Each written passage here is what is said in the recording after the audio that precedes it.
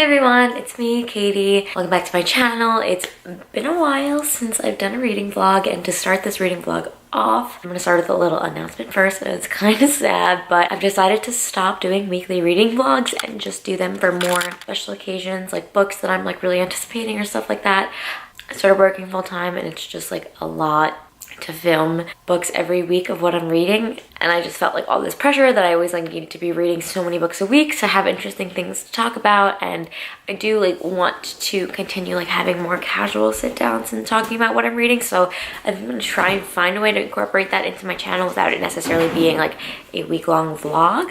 So stay tuned on like what sort of creative solution I find to that, but vlogging has just like been a little bit too much for me, and it's like putting a lot of pressure on what I'm reading and kind of taking away from my enjoyment. So that's my little sad announcement. But anyways, this is now my Kingdom of Ash reading vlog. Yeah, I really have not updated you guys in a while, so I'm going to show you some what I've been reading and some cool stuff that I got in the mail, and then I will tell you all about my Kingdom of Ash saga.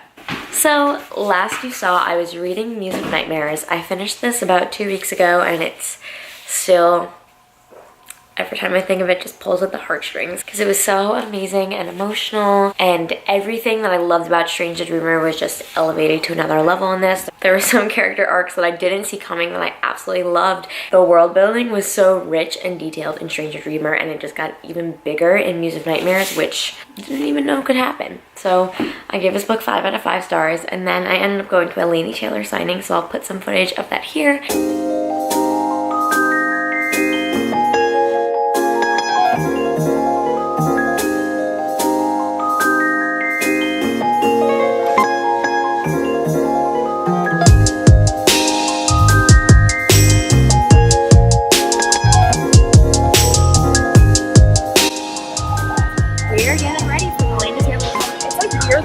Zoomed in on this a little bit more.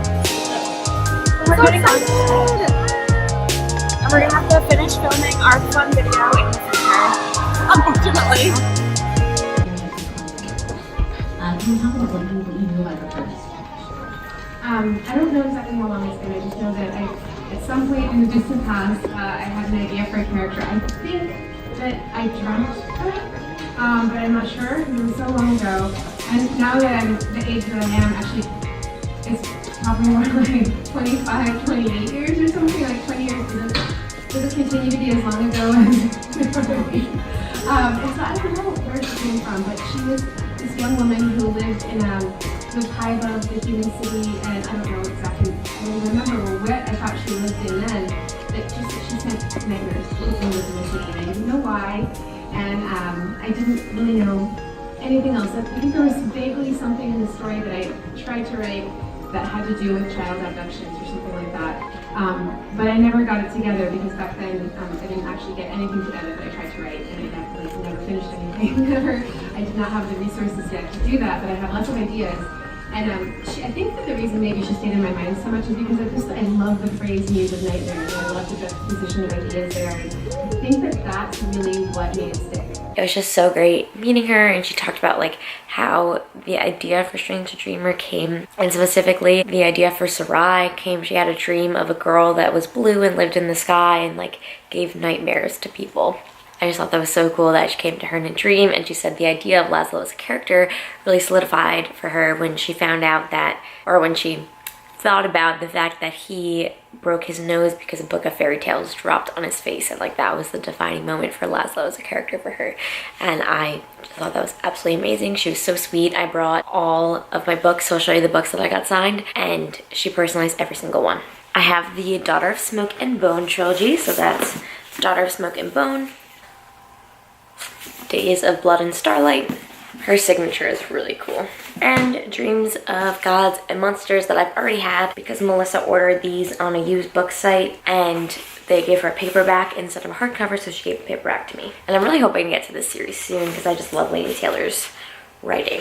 So at the signing, I didn't realize that you needed to purchase a book in order to get access to the signing. So I was like, what do? I already have like all of her books that I brought with me. I ended up getting Night of Cake and Puppets, which is a companion to Daughter of Smoke and Bone trilogy that was written by her and illustrated by her husband. It's like really interesting looking and it's very artsy. And this is the cover. It's pink and the back is blue, and we have these like really cool end pages. It's just signed, not personalized, because it like when I bought it, it was already signed, so I didn't bother getting it personalized. And then of course I got Strange a Dreamer signed here, and we talked about how I tabbed the book, and she's like, that's so many tabs, that's beautiful. All these authors have been commenting on how I tab their books, and I love it so much. Of course, Muse of Nightmares, which is this, and I was wearing this necklace when I was there, and she's like, I love your necklace. It looks just like the cover, and I was like, oh my god, I didn't even realize I just love this necklace, and I like love crescent moon motifs. And then it also came with the sticker. She was giving out the sticker illustrated by her husband. It's really cool. So I finished Muse of Nightmares, and then after that, my next read was Clockwork Princess. I was on page 125 when I took a break for Revengeful, and then Muse of Nightmares, and then I got back to this book, and wow, it destroyed me. People say that the epilogue for this book really kills them, and I'm like, it can't be that bad. It was worse than I thought. Like, I was so like emotionally torn up from the ending of this book, because I just love these characters so much, and it just takes a lot of unexpected twists and turns, and I just admire Tessa so much as a character. It just gives me all the feels, and like Will and Jam, like I just love them, and just the things that happen, like it just tears at the heartstrings. The Mortal Instruments is fun, but the Infernal Devices is just elevated to like an emotional connection level that I don't have with the Mortal Instruments. But because I love the series so much, it makes me want to read the Mortal Instruments more. But like, to me, Tessa is way more of a relatable character than Clary. And maybe that's just because I'm older and Tessa acts older than Clary does. But yeah, she's just like this, got this quiet strength, and I admire her so much for it. Because I enjoyed Clockwork Princess so much, I was like, okay, like I need to get the rest of my Shadowhunters books. So I ordered City of Heavenly Fire, which is the last paperback with these things that I didn't have this one yet, and this one is big. I ordered the Shadowhunters Codex. The best part of this book is all of the runes, because I love being able to visualize them. So here they are. And then the other thing that I got is Bane Chronicles, all about Magnus Bane. I did also get Tales from the Shadowhunter Academy, but they sent me a paperback when I ordered and paid for a hardcover, so I'm sending that back, and I guess I'll get it somewhere else at a later date, but thanks Amazon for letting me down. The next thing that I ordered from Amazon and then read was One Dark Throne by Kendar Blake, the second in the Three Dark Crowns series. I was instantly drawn into this book much quicker than I was Three Dark Crowns, and I really love the plot and the characters. My issue with this book lies in the writing style, and I think the writing style takes away from an otherwise like great story. The writing style is just so sparse. Overall, I still really did enjoy this series, and like I was so into it, and I was like reading it really quickly, and I just had a lot of fun, and this was a great book for Halloween time. Anyways, and then I got in the mail this sticker from the Vengeful pre-order, and it's just a cool little Vengeful sticker, and I really enjoyed this book, so I'll probably put this in my reading journal, which I haven't worked on in a while, but I do want to get back to it. So anyways, my Kingdom of Ash saga. I pre-ordered it from Barnes & Noble so I could get the pre-order pin, and I want the exclusive edition from Barnes & Noble, and Barnes & Noble isn't close to me. So on Tuesday, Barnes & Noble emails me and says I have to call because my payment method isn't up to date because I used a gift card, not realizing that it didn't get charged right at that moment. So then like the gift card had run out, so I updated my payment information. And then it's guaranteed order by Monday, but now it's Friday and it still hasn't shipped. So I chatted Barnes & Noble, and I'm like, hello, and was my book gonna be shipped? Like, it's Friday afternoon and it's supposed to be here on Monday. And they're like, well, the guaranteed date is still Monday. So I'm like, But I wanted to take this whole weekend to read the book because I don't have that much time to read during the week. So I think tomorrow morning I'm going to just go to Barnes & Noble, and when I get the one in the mail, I'm gonna return it. I'll see you guys tomorrow morning for the Barnes & Noble adventure. It's Saturday and it's now 10 a.m. and this is pretty much earlier than I'd usually get up on a weekend, and it's time to go get Kingdom of Ash. The time is now. Because it still hasn't shipped from Barnes & Noble, and I really don't think it's getting here by Monday when it was guaranteed to get here. So let's go on an adventure.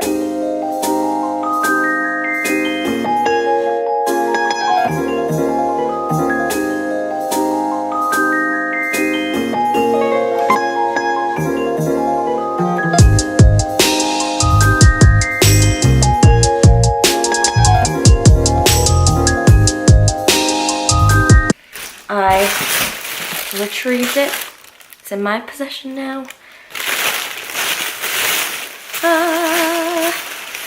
Hallelujah.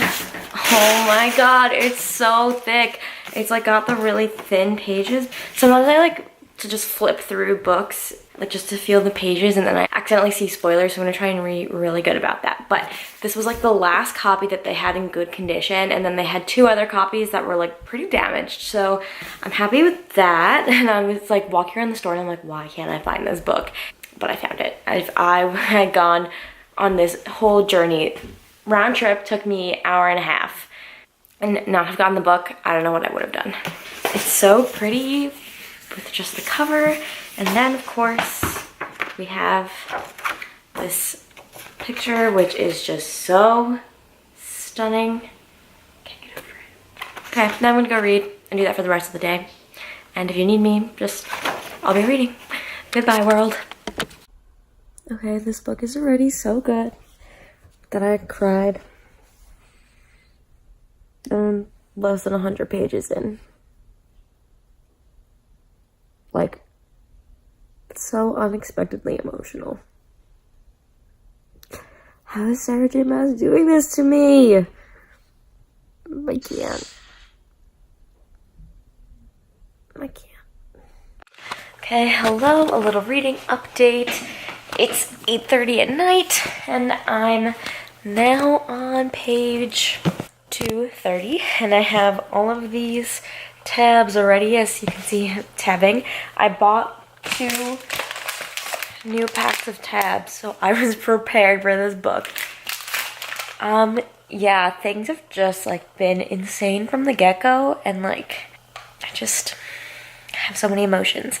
I just made some tea. It's chamomile because it's a little chilly in here to warm my soul, and I think I'm gonna throw on a candle. And my plan is to literally read until I physically fall asleep. I've been reading all day, but kind of on and off. I took a nap because I didn't feel that good. Took some breaks to watch BuzzFeed Unsolved and to eat. So I'm not like pressuring myself to finish this book anytime soon. I don't want to be like, I'm gonna finish this book by the end of the weekend. I'm just like enjoying my time with it and reading through it as fast, like pretty fast, I would say, because I want to know what freaking happens. It's the conclusion of one of my favorite series, so that's that. Okay, it's now 2:12 a.m. I'm on page 558. The only thing I've been doing today is reading. So yeah, I just was gonna go to bed like an hour ago, and then I got real good and I couldn't put it down. So many things have happened, and I'm really tired, but I'm going to be having dreams of this book because I just can't stop thinking about everything that occurred. Hello, it's now Sunday morning. I'm looking pretty fancy for a Sunday because I'm about to go out to brunch with some friends. So no time for Kingdom of Ash this morning, but when I get back, you know, I'm gonna be reading it. I don't know if I'm gonna finish it today, either like today or tomorrow. Like I literally can't stop reading it. But yeah, I'm currently on page 558. Things are getting really intense. There was a scene I read yesterday. For those of you that have read it, chapter 64, and I just had to go back and keep reading it because I was just like, oh my god, I love it. Check in later and see how much I can read, but I also like have to do things that get done on Sundays, like clean my apartment, go grocery shopping, make dinners for the week. Boring domestic stuff like that. So yeah, I just want to read this and only this forever. It's so good. Hello everyone, I am reporting to you live with new glasses and I absolutely love them, and unfortunately this like mini ring light thing that I have, it's a glare on them, but if I don't put it on then the lighting really sucks. So we're just gonna suffer through that. But I am loving them a lot. I also got a clear pair, so let me show you guys that one. So these are the clear glasses, and the clear is very in. So I'm into them.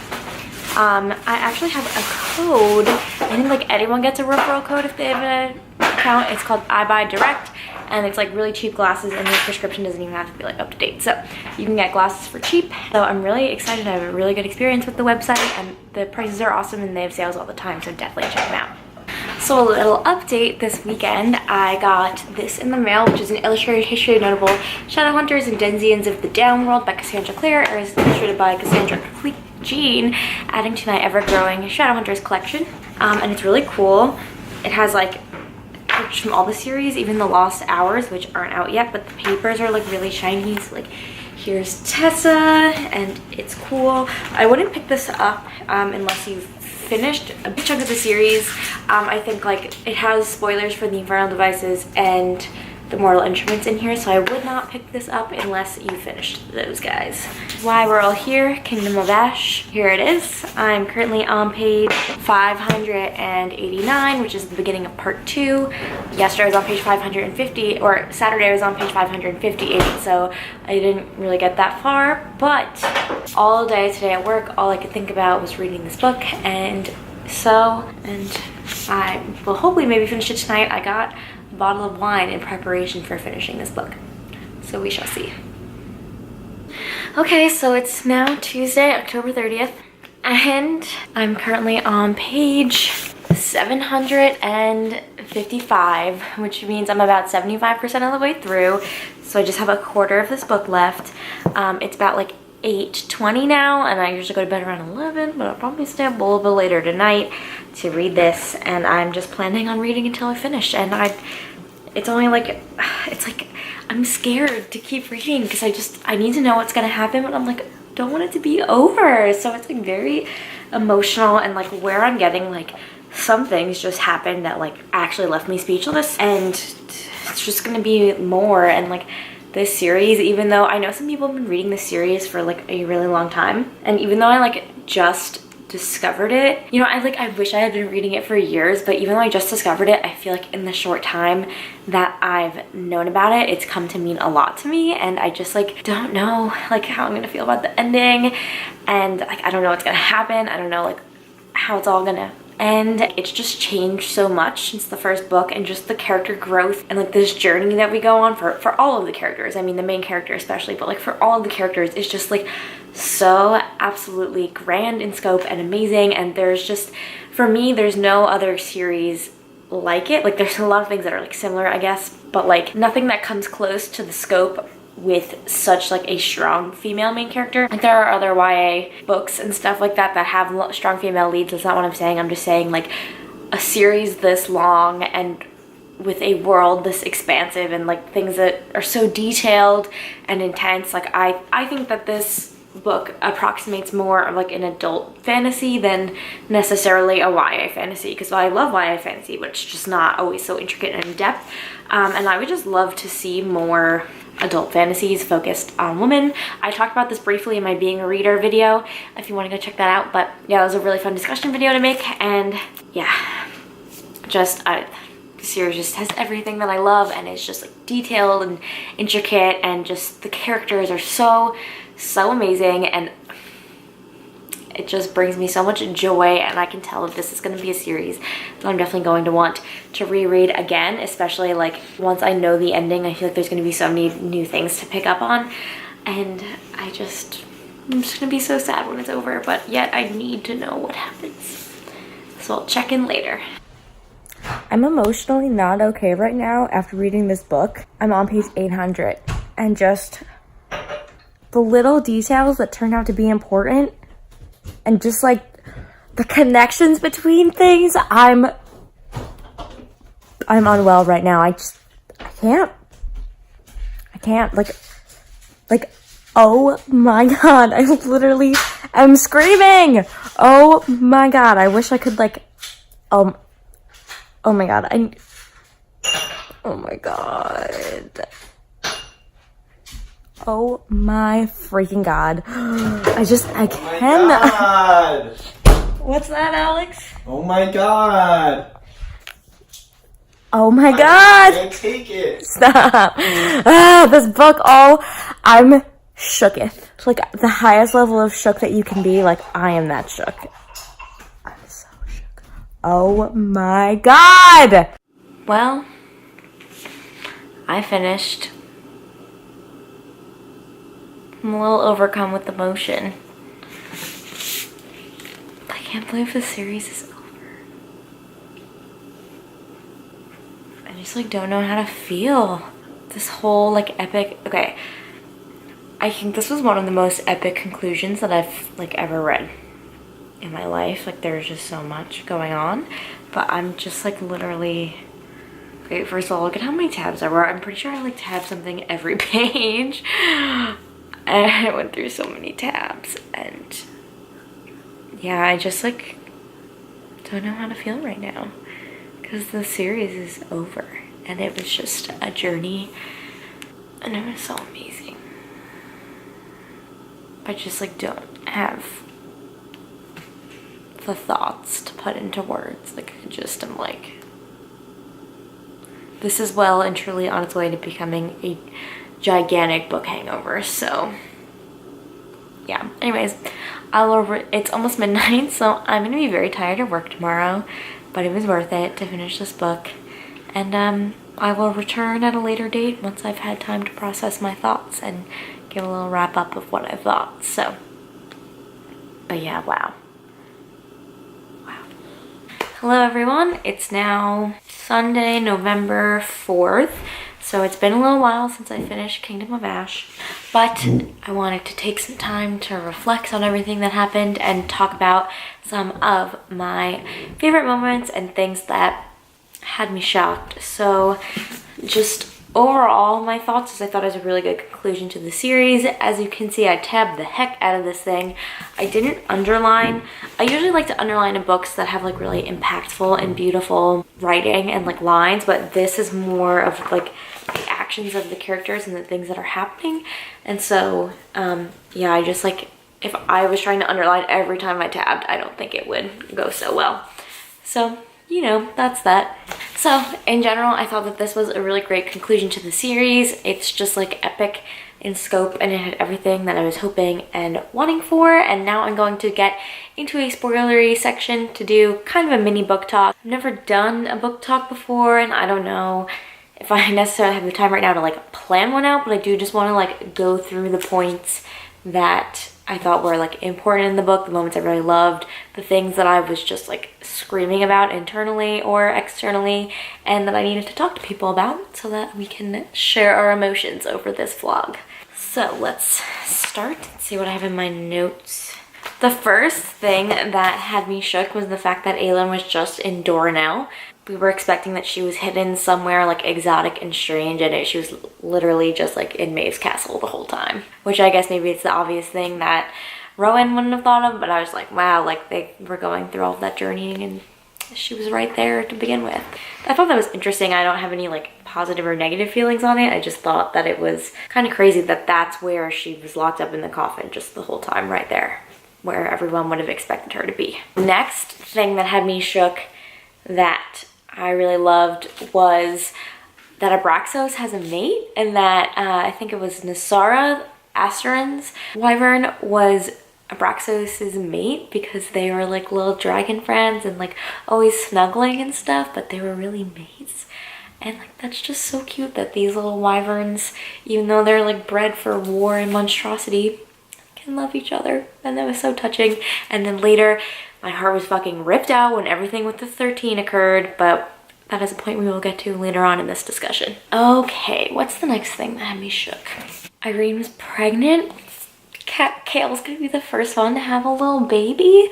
That's so cute. I love Irene as a character. I think she has a lot of strength through something that's thought of as a traditional female role, like healing. Nursing is always kind of like thought of females are the caretakers and stuff, so I liked that while Aelin is everything, like she's an assassin and she's ruthless and stuff, we have this kind of counterpoint to her that is everything that is traditionally feminine, and yet she's still a really strong character. So I liked that kind of juxtaposition of the two. And she's just gonna have a little baby. I was shocked when like Sarah mentioned the time frame and that it was only a year from the beginning of Throne of Glass to when Kingdom of Ash came out. I feel like all these things that happened like did not occur. Like I felt it was like at least 2 or 3 years, but I guess it was only a year. I don't know. That part had me a little shook because I didn't think it was like that short of a time frame. Yeah, I'm definitely not going into like everything here, just the moment I needed to talk about. Oh, when Manon gets her crown of stars, Like, she seems like the last person that would wear a crown of literal stars, but she does, because she's both the Blackbeak and the Crochin heir, and she reunites their two kingdoms. And I just really felt like she grew into herself and grew into this realization that she doesn't have to be the way that she was raised to be by her ruthless grandmother. Okay, the next 2 points, things that had me like screaming, was Lorcan and Elide. Oh my god, the way that they got back together. I like had this theory that Lorcan was gonna have to be in some like mortal peril, like maybe he'd be injured or something, and then Elide would be like, oh yeah, like I actually have feelings for him. But like what she did to go out on that horse in that battlefield with that like wave coming to rescue him because she realized that she actually loved him, like, oh my god, it was just so like amazing. And I think I read that scene where they say that they love each other, like, is it like 550 something? Yes, when they like confess their love to each other. I read that scene like at least 3 times. Like when I first read it, I just like kept going back and reading it, being like, oh my god, because they're my favorite. They're one of, I don't know, I have a lot of ships that I like in this book, but Lorcan and Elide are definitely up there as my favorites, probably competing with Rowan and Aelin. Love them so much. I'm so happy they got together, and I think it was like in the best possible way, because it really shows just like how strong and determined Elide is. Okay, and then the next thing is all the 13 yielding on the battlefield, and we're like, live Manon. They all sacrificed themselves for Manon. Like, that was probably one of the most heartbreaking deaths in this book. Like, none of the really major characters died, but like, I don't know, the fact that the 13 did that for Manon, it was very touching and emotional, and I'm not okay about it. Like, they literally all sacrificed themselves for Manon so that she could live and reunite their two peoples. Okay, and then the next thing that like really like absolutely shook me to my very bones, to my core, was when Dorian and Aelin are forging the lock together and the king walks up. And this whole time throughout the books, he's always referred to as the king, and I'm just like, doesn't he have a name? Like, what's this guy's name? Like, and I've had this thought, like, reading the books, and I've probably, like, I don't know, I've mentioned it somewhere, I've asked someone before, like, why doesn't the king have a name? Like, that's weird. Is it going to become important later? Like, she's just the king, like, he's not, like, king anything. Like, and then he walks up and he's like, nameless is my price. And because he was nameless, because Rowan erased his name to make him his servant, and I guess that spell also like had no one questioning what this guy's name was, just like that he was the king. And then he's like, nameless is my price. Yeah, my name was erased. And then later we find out that his name was Dorian, and the only time that he remembered is when he held his newborn son and named him after himself. Like, what? I did not expect that kind of sucker punch, but yet it happened, and oh, I literally have chills now, like, thinking about it, and I'm tearing up. Like, that, I think, was one of the best plot twists in this whole series. That the king, he didn't have a name, and then the whole time it was for a purpose, and his name was actually Dorian, and he named Dorian after himself. I don't know, I hands down think that that was the thing that maybe had me like the most shook in like this story. And then like another touching moment was that Mala, oh, and another thing on the king, the reason he was able to help Aelin forge the lock is because he's also from that same bloodline, because he's Dorian's father, so he's also descended from Gavin and Elena. Ooh, crazy. Also, you would think, okay, so like over 1,000 years, the way that populations work, like the family tree since that time has had to have been massive, so I don't know, maybe if it only like applies to the heirs of the kingdom, but like there's definitely a lot of cousins and just like random people that descend from that same bloodline that could totally help out, even though we don't know who they are. But I guess it's like not the same because they're not rulers, but like scientifically there could be many people descended from those people, especially in like a time span of 1,000 years, which is however many generations, like a lot of generations, and it just like multiplies, so there could be many heirs. These are just my random thoughts. But yeah, I was so shook when she was like in this world thing, and then Mala remembers her and gives her power so that she can finish it off without dying, and then she like opens the hell world onto the gods and basically punishes them for all the punishing that they did of her, and she tries to save Elena and they just kill her anyways, which I thought was really sad that like she tried her best to save her, even though like Elena wasn't that like fair to her, and yet she still got killed by the gods. Oh, and then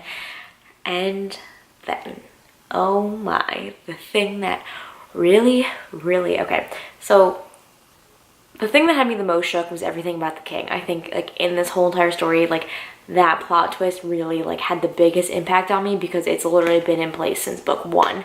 And thinking about like how expertly crafted that was, and just like how insane considering the scope of these books, that like, you know, that was something that was like always going to be it from the beginning, and it was done in a way that I was like, yeah, maybe like the king just like doesn't need to have a name or whatever, and the fact that he was nameless the whole time was like a big deal. Really shook. But then the thing that had me the next most shook, and this was only a few pages after, is page 800, when she freaking falls through Valaris and sees Rhys and Feyre, who is heavily pregnant, just chilling there on the mountain, and he like helps slow her down so she can get to Erilea, which I guess is the next world over, which I think a lot of people theorize like that's how the worlds were connected, through the word gates, and just they're Fae, but they're not of this world, they're like a little different. And I'm totally calling this right now, like in a few years when this book comes out, you can come back to this video and be like, Katie brought receipts. Because she plummeted into the last of herself, into what remained, grappling for any sort of power to slow her racing. She passed through a world where a great city had been built along the curve of a river, the buildings impossibly tall and glittering with lights. 10,000% that is referring to Crescent City, where that's Sarah's next book, and it's gonna be like an adult book about like a Fae in a modern world. She really likes Fae, I guess that's like her thing. Oh, and then, okay, the other thing that like really had me shook was the tattoo that Aelin gets, because her back, all of her like scars are gone, which I think is like a big part of her identity, so I thought that that was sad. But like it's on the back cover, this like tattoo, and it's all word marks, and like Rowan has a matching one so that if anything happened, she could find her way back to him. That's so romantic. I really love that part too. I thought that was a good touch. Also, I waited like 700 pages for Sam Cortland to be mentioned, and he was, or maybe like 800 something, because Sam has been mentioned in every book, and I was like, I haven't mentioned Sam yet, but he was mentioned once in this book, and Nehemia was mentioned a few times, but I was like, Sam, let's not forget Sam Cortland. Okay, anyways, I don't have any other like profound thoughts on this, just like these were the moments that shook me to the core, and I just needed to discuss because I don't have anyone to discuss them with yet, and just like, it's crazy. So I hope you enjoyed this vlog. I am going to be switching to more of like a subject focused vlog versus like a time frame vlog, because it's just a lot to try and vlog like on a weekly basis, but I do like recording my thoughts on a series or like a book as I go along. So for anything like kind of special like that, I'm gonna try and do a vlog that way, and I think it's just like for my own sanity, and also just I think it's gonna be more entertaining to watch. So keep an eye out for that. Leave me a comment with what you thought of Kingdom of Ash, your feelings. Like, it's just so like sad that now the series is over, but I'm also very satisfied with the way that it ended. I thought it ended like pretty well, and like ended on a note of hope where the King's Flame, like not just one flower, but like a whole field blooms, and it's like signifying this like reign of like greatness, and it's just, you know, has me in my feels. So yeah, this book really just like took a toll on me emotionally. So let me know how, if it took a toll emotionally on you too, what you thought of it, if you thought it was good, if you like thought it was a good wrap up to the series, if you wish there were things that were different. Yeah, so that's it for now. Have some fun, read some books, and I'll catch you guys in the next one.